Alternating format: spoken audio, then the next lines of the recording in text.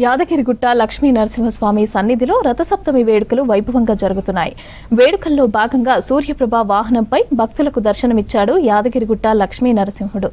వేద మంత్రాలు, మంగళ వాయిద్యాల నడుమ నారసింహుణ్ణి సూర్యప్రభ వాహనంపై ఆలయ తిరుమాడ వీధుల్లో ఊరేగించారు అర్చకులు.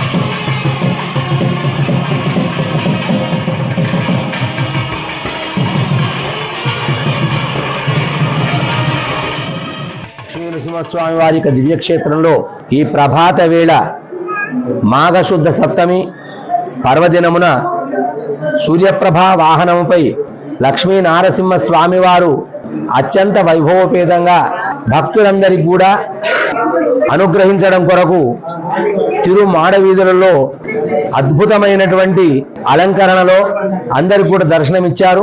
ఈరోజు అత్యంత విశేషమైనటువంటి ఉత్తరాయణ పుణ్యకాలంలో ప్రథమమైనటువంటి పర్వదినము.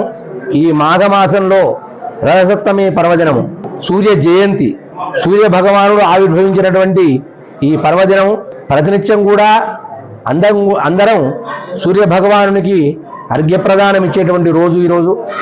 విశేషంగా ఈరోజు అర్కపత్రముల చేత నదీ స్నానము, సముద్ర స్నానము, అలాగే పుష్కరిణి స్నానం ఆచరించడం అనేటువంటి విశేషమైనటువంటిది.